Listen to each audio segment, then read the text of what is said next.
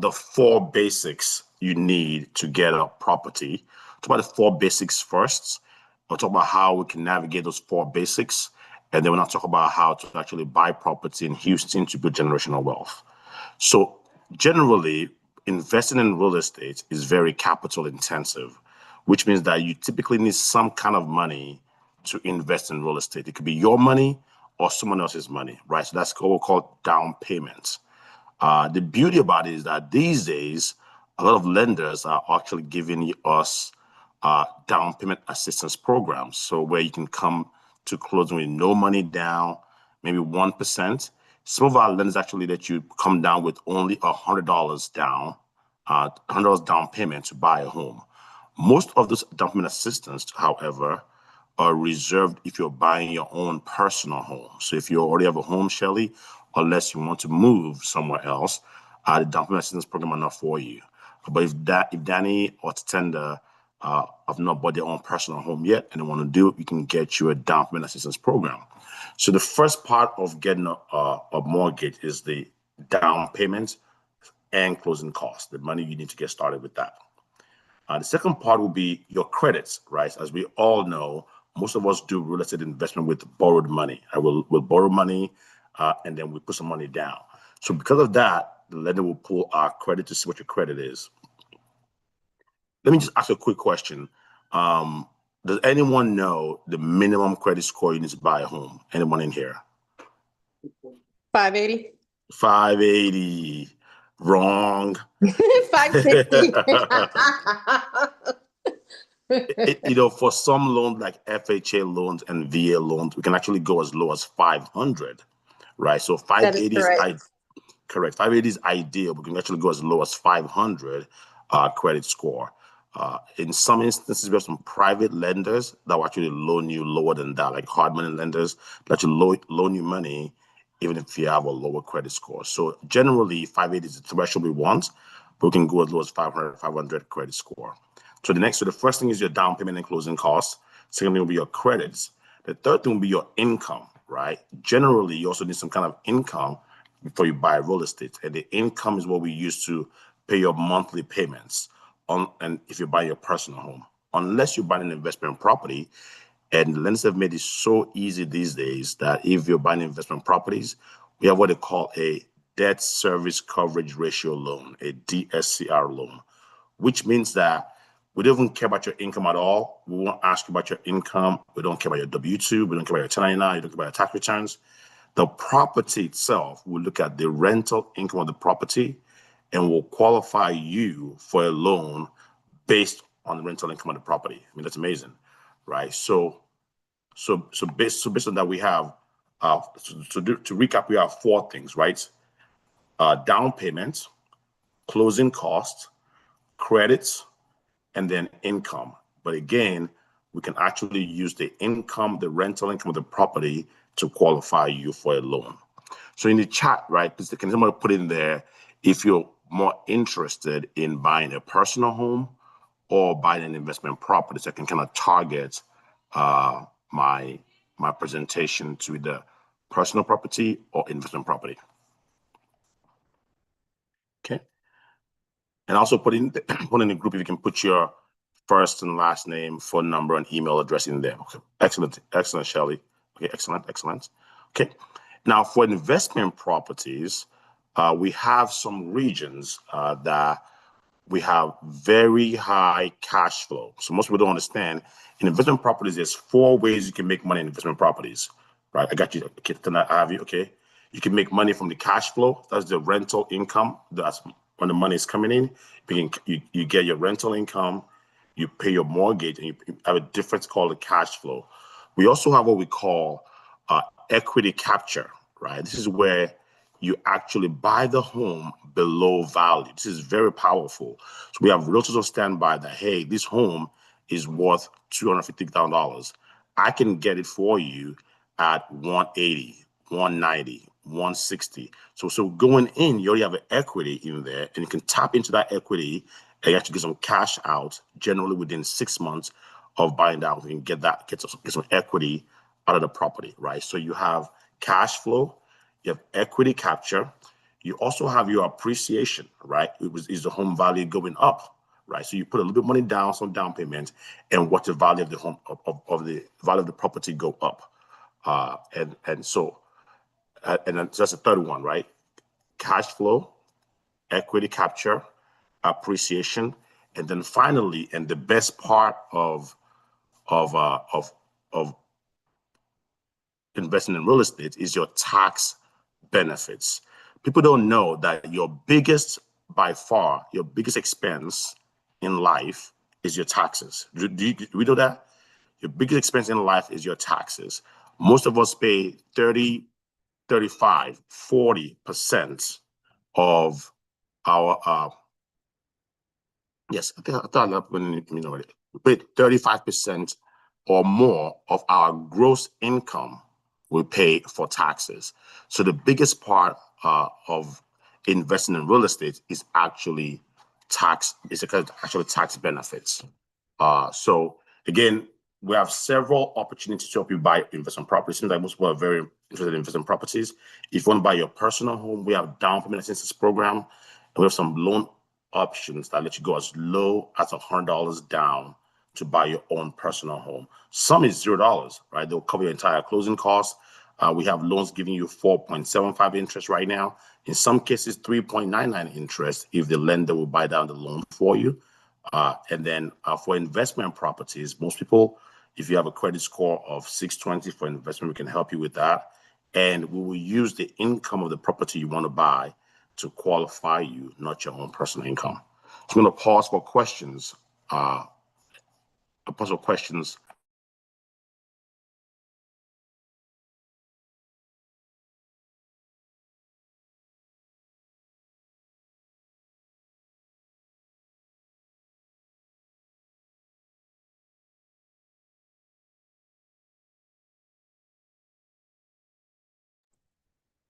Victor, regarding the investment, can you go over that last thing that you mentioned about, I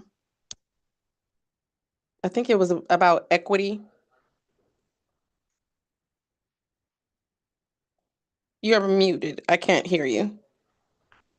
Sorry, I was really going. Okay, got it. Yes. Good thing I took with my hands. So now you know I was talking. Yeah. Right. So equity capture is a big part of investing in real estate, right?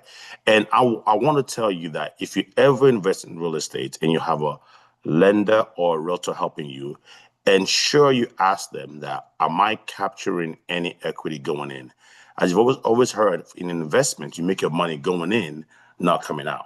So you want to make sure you're buying the property you're buying for investment. Make sure it's actually, you're buying less than the value it's actually worth. Right? You don't want to gamble and hopefully I'm making money in it. No, you want to buy the property less than it's worth. That way, if anything goes wrong, you already have equity in it. You can do a cash out of the equity within 6 months. You can use that money to do other things. So the first thing I would say is when you're buying property and you want to build generational wealth, you want to write this down, you want to make sure you're telling the realtors that are helping you that you need to make sure they're getting equity going in. So which means that once they do an appraisal, the appraisal value of that home must be higher than the contract price. So it must be worth more than what you're paying for it. Good question, Shelly. Thank you. Okay. Anybody else? By the way, please type in your first and last name, phone number, and email in the group chat, so we can follow up with you as well. Any other questions about buying properties for investments or for personal use? I'm sure you have some questions, Tatenda. I do. So when you're buying investments, how does bankruptcy affect you if you declared bankruptcy, and what's the timeline on bankruptcy filers? Okay, good stuff. Good question. So when you're buying investment property, you can buy on your own business name. You can buy it in an LLC name, right? So oftentimes, if you have a bankruptcy within 7 years, they probably won't let you get a loan. But there are ways around it. Either you do an LLC loan or get other business partners and buy it for them. But if you're buying your personal home, then you need to wait absolute 7 years before you can get a loan. If you're buying for an investment, we can find ways around that by using an LLC loan or something like that to help you go around the bankruptcy issue. Do you have a bankruptcy, Tasenda? Yeah, I do. Okay. And how long has it been? Do you know? 1 year. 1 year. Okay. Yes, please put your data on the chat, and I'll have one of our loan officers follow up with you to see if we can still help you get a property, either in Colorado. In Colorado, you said, right? Yes, Colorado. Either in Colorado or in Texas area to see despite the bankruptcy. Alaba, please put your email address on there as well too. My partner is a bankruptcy. It'll be finished in about 2 years. Say that again, Tatenda. My partner is a bankruptcy that will be done in 2 years. Your 7 partner? years. Got yeah. It. Someone that I could use their income to buy in. Got it. And again, the good thing is when you're buying investment property, we have loan options where you don't even need income of your own. As long as the property cash flows, we can use the income of the property to help you get a loan. Okay. Okay. And then do you guys manage properties? Let's say I bought a duplex or a property in Texas. Do you do property management? Yes, absolutely. We have a sister company called Academy Property Management that will manage over 100 properties in Houston right now. And so we definitely manage properties and can help you with that. Okay, good. Good. Okay. Any other questions, Mr. Alaba? I can feel the questions coming out of you. Good job, my brother, our realtor. I'm putting myself together. Very soon I'll push it forward to you. Absolutely. All right. Okay. So quick recap, like we said, to buy a property is very capital intensive. So you need some kind of down payment and closing cost, but we have ways to help you get your primary home with no money down or with very little money down. The credits, you can go as low as 500 for a credit score for some properties like FHA and VA. And then income, if you want to buy investment properties, we can use the income of the property itself to qualify you, not your own income. So now let's talk about generational wealth.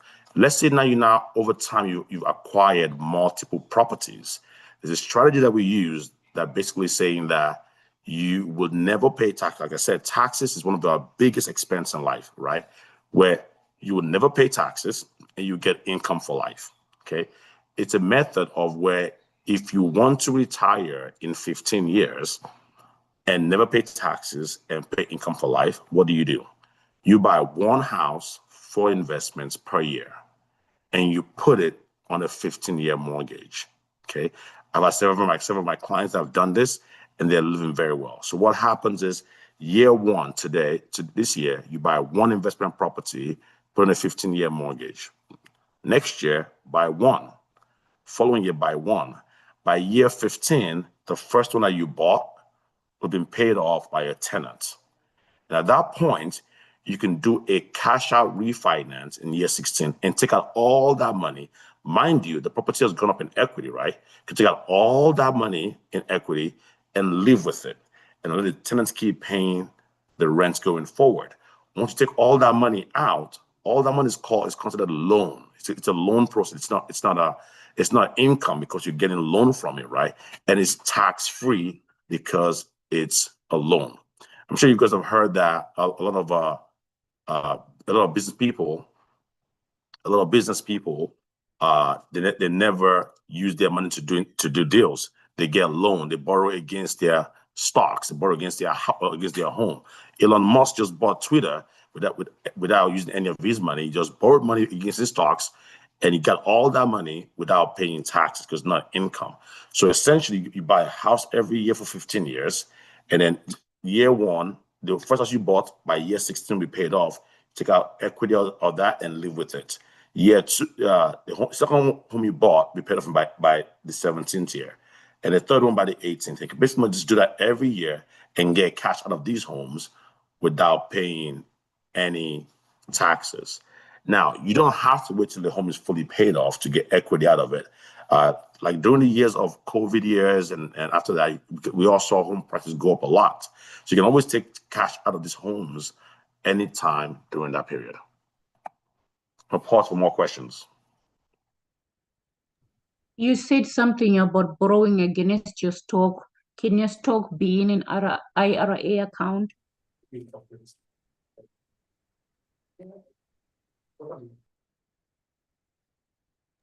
Sorry about that. I was being asking a question.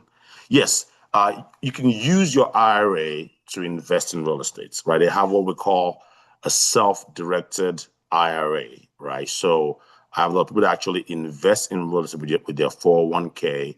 I'm sorry, with their IRA accounts versus with their regular brokerage account. Does that answer your question, Taylor? Yeah. Yeah. So sometimes maybe you don't trust the stock market, or you think you can do it better, or you think you can get better returns with real estate. The good thing with your IRA account is the money is already tax-free for the most part. So as long as it's in the IRA account, it's already tax-free. So you can buy real estate into the IRA account and just designate the IRA account, and it will remain tax-free as well. Okay. Any other questions? Hello, Jayola. Oh, okay. Hi, sir. Good evening. Hey, Trisha. Hey, Wanjiku. You got more people coming in. Hi. So by the way, guys, please put your name in the group chat, first and last name, phone number, and email, and we'll have one of our loan officers or realtors reach out to you to help you with your investments and also help you with your loan. Any other questions? Mr. Victor? Yes, sir. Yeah, you did mention something very briefly, probably in the passing now, that I heard that probably there is a way your organization can probably, is there kind of liaison with anyone that wants to buy a personal property? Probably, can you speak a little more on that, please? On how to buy a personal property? Yes. Sure. In conjunction with your organization? Yes, definitely. So we have several realtors in the company, about 70, and about 20 loan officers. To buy a personal home, we have some highly skilled realtors and highly skilled loan officers that can help you go through step by step what you need to do. Like Jayola, for example, Shelly on his group are both loan officers, and they're superb. I will hope you connect with them. So we have loan options that give you what we call a down payment assistance program, where you put down no money down, just your closing costs, and we can also negotiate the seller pay your closing costs for you, or put down as little as 3.5% down. Some loans, believe it or not, will actually let you put only $100 down to get the loan. Right now, we see rates coming down, so homes are more affordable now. Home values are coming down as well too. So if you put your details in a group chat, I think I already have your details, Mr. Alaba. I'll have someone reach out to you to kind of help you go through the home buying process and the financing process. Okay, I appreciate it, bro. Thank you, sir. Yes, sir. Okay. Any other questions? So my goal is to kind of keep this webinars to about 30 minutes. Very quick. I know it's a weeknight. We all have families. Keep it quick to answer any questions. We'll do this more regularly. But if you want to connect with me further, I'll put my details on the chat right now. You can save it and connect with me further with any other questions on how to build wealth, generational wealth with real estate.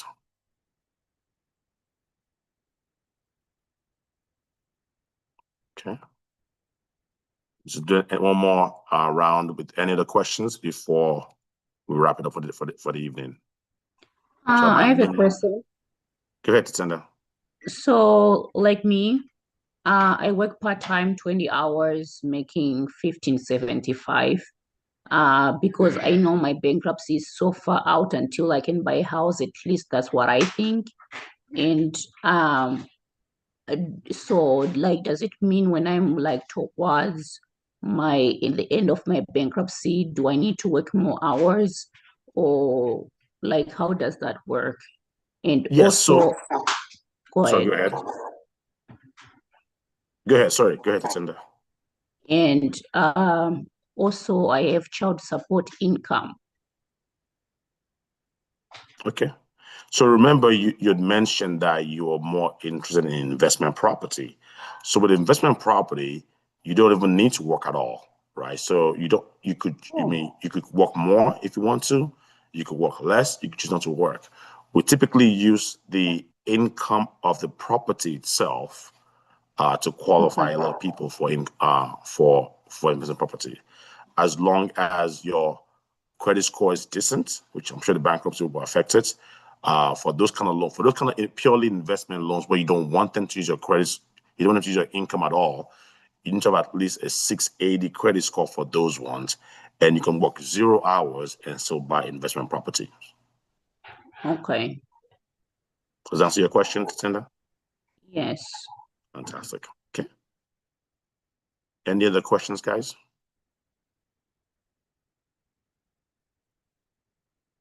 Right. For a personal, like a house that you live in, do you need to have income? Like, do you need a job?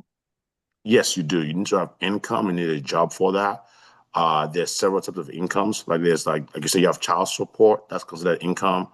Alimony is considered income. If you have disability, income is considered income. But for that one, because you'll be living in there, we can't say the tenant is going to pay for the home, right? So whoever living there must have an ability or a way to pay back the mortgage, right? So for your primary home, you need to have some sort of income or have a co-signer that has income that can pay the mortgage. Oh, okay. So it can be a co-signer. Correct. It can be a co-borrower. Correct. It can be a co-signer. Correct. Yes. Yes. Okay. And then if you make low in, do they have? You said do they have low income help or something like that? Yes. Yes. We have a down payment assistance program. Right. So yes. So if you have low income, we have lots of down payment assistance program for lower income. But again, our down payment assistance program is not reserved. It's not reserved only for lower income people. You could be a high income earner, medium income earner, low income earner. No matter what the case is, we can still find some kind of affordable way to be a homeowner for you.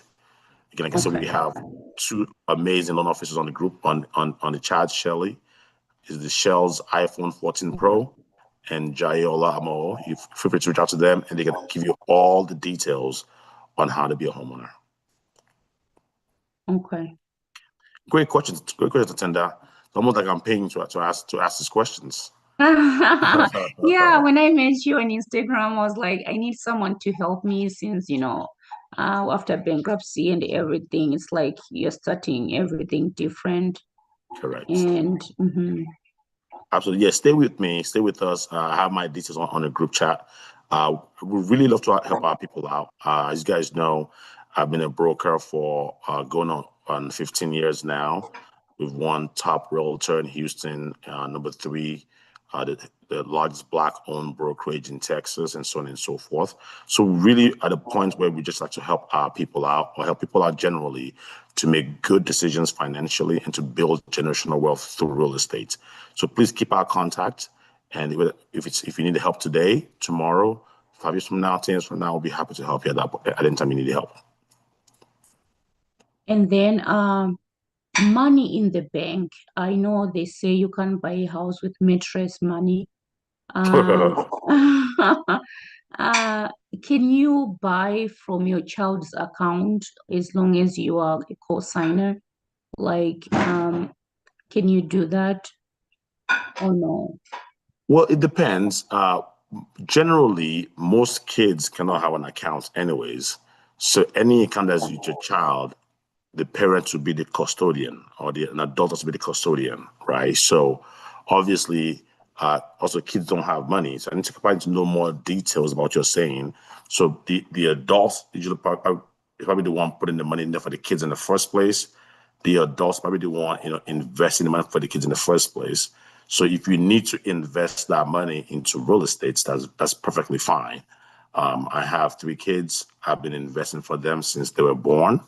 And every now and then I say, you know what, I put it in the stock market. Well, at this point in time, I want to move half of that money and buy a property for them. So I take some of that money, I use as a down payment for a property, and it's it's still under my name. I'm the custodian. It's just designated for the kids. Okay. Does that answer your question? I'm trying to see how I can start, where I can start putting all my money. I have a savings account and also some income. I want to know where to put it and just to make sure that it will be able to be tracked when it's time to buy a property. So you want to make sure you track the money when it's time to buy a property? No, I meant I am trying to figure out a way, like what kind of account to keep the money, to keep the money so that when it's time to buy a property, you can track it. Very, very good question. So generally, investing in real estate, in stock markets, in private businesses, anything, is generally a long-term investment, right? So if you put money somewhere, you want to give it at least 3, 4, 5 years to mature, right? So I tell people, like, if you have money that you want to use for real estate in the near future, you don't want it to be in the stock market. You want to be in savings accounts. We have what I call high yield savings accounts that will give you 3%, 4% returns. Maybe a money market account, maybe a CD. But something safer that, okay, in the next 3 years, or the next 2 years, the next 1 year, the next 6 months, the money is going to be there. You don't want to go up or down big time, because other investment sources can go up or down very rapidly. But if you think you need the money in the next, 3 months or so to buy real estate, you want to put it somewhere safer, like a high yield savings account. Okay. Okay. Any other questions? Kajai, any questions? Mr. Wanjiku, any questions before we wrap up for the day?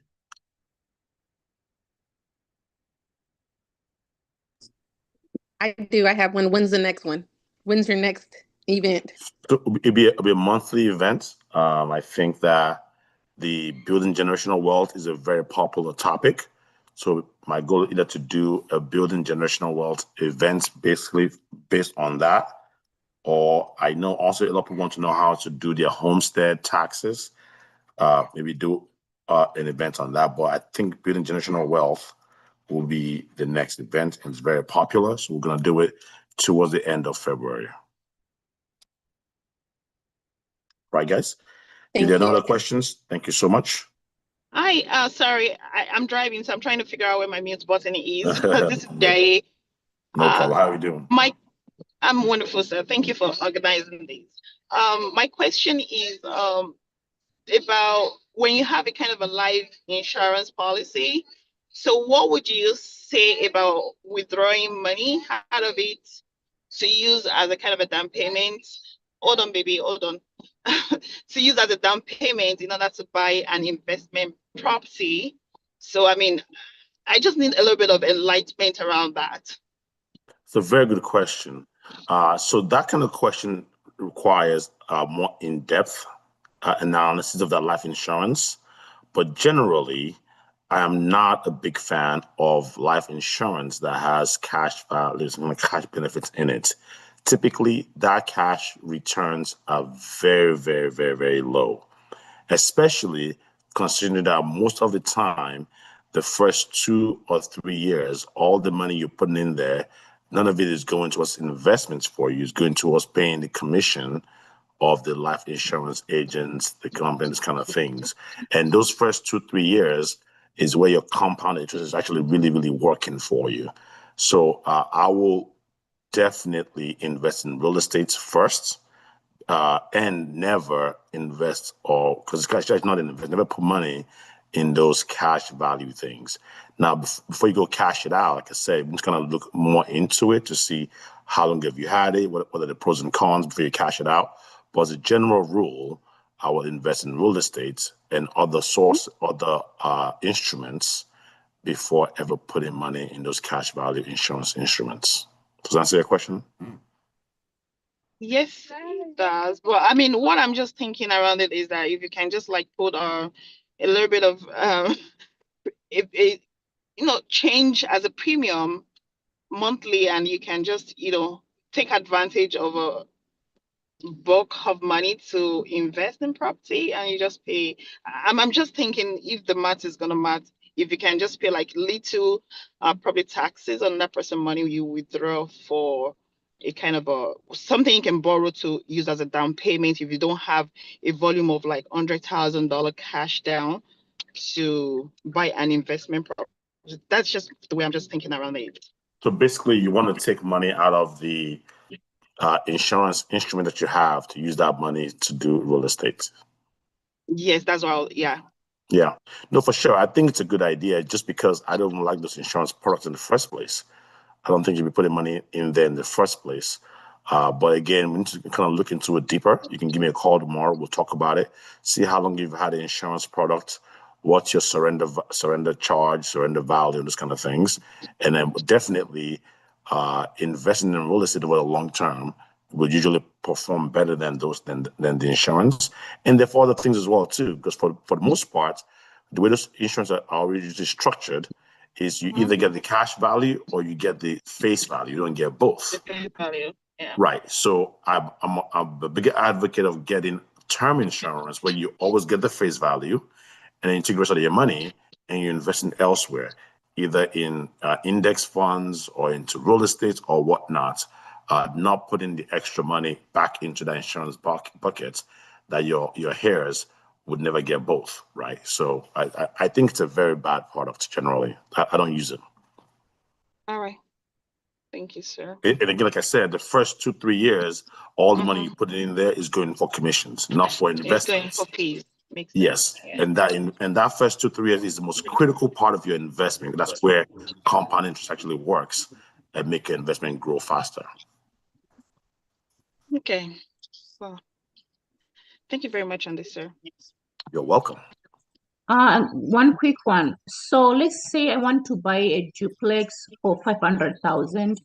What investment down payment do I need? So for duplexes, there's two options, right? If you just want to buy straight as an investment, you need 15% down payment. That's the minimum. So which means that if it's $500,000, you need to put down $75,000 down payment minimum. Or if you want to buy using FHA loan, that you're going to live on one side and then you're going to rent out the other side, then you can go as low as just a 3.5% down payment for the FHA loan. And if you want to kind of look more into that, I can link up one of our loan officers, either Jai or Shelley. They can kind of give you more details. But generally, if it's just a pure investment, you need minimum 15% down.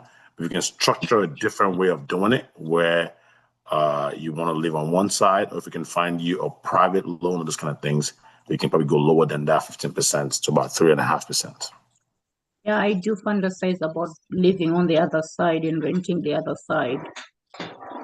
Exactly. A lot of people use that. It's called what they call house hacking, and then they move again, right? So that kind of home, that kind of property, if you get this kind of loan, you want to live. You're required to live there for at least 12 months.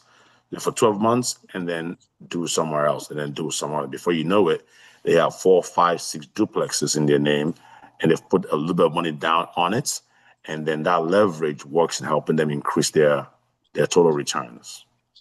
Okay. Okay, great question. Actually, brilliant questions. By the way, guys, if you haven't put your name on the chat, please put your name, number on the chat, name, number, and email on the chat so we can follow up with you. Okay, any other questions? No, this is Wanjiku Victor. No question, but thank you so much for that information. You're welcome. You're welcome. Please put your contact in the group chat, in the chat as well. The group chat, chat as well, so we can follow up with you. Yeah. Okay. One more. On your previous videos, you mentioned that you had an offer for international investors. Can you do a quick rundown about that? Like if someone wants to buy and they're out of the country, if someone interested. Yes. So initially we were working on a loan program that if you're in the US and you want to buy property in a foreign country, we will loan you money in here to buy property in a foreign country. But we had a lot of issues with currency fluctuations and default and this kind of thing. So we'll put a stop on that for now. We're putting together insurance products to help us insure against losses. Once we have that back online, we're going to roll that out again. But for now, if you're a foreign national of a different country and you want to buy properties in the US, we can help you do that. We can help you do that with a loan. It's very easy. It's very straightforward. It takes about 3 weeks to get the whole thing done. You need to put down at least 30% of the loan. In some cases, we can go as low as 25% down payment for the foreign nationals. We don't care about their income. We don't care about anything else. We can help them get their house and invest in property here in the US with 25% down payment. Thanks. I think someone's asking a question here. First home buyer looking for a duplex or single family home. Absolutely, Danny. That's Danielle Watson, right? We'll follow up with you tomorrow to see how we can help out. Okay. Any other questions?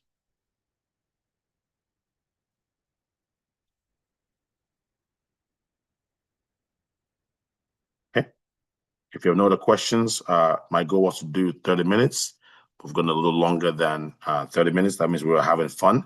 I'm going to get everyone that have given me their details and invites to the next webinar. We'll be very focused on how to build generational wealth using real estate.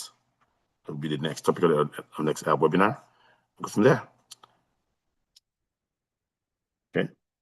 If there are other questions, thank you all. I'm going to end the webinar right now. Thank you, guys. Have a good evening. Thank you very much, sir. Appreciate it. You're welcome. Thank you, guys. Cheers. Thank you very much, Mr. Victor. You've done a great job. Thank you so very much. Thank you. I'll keep in touch.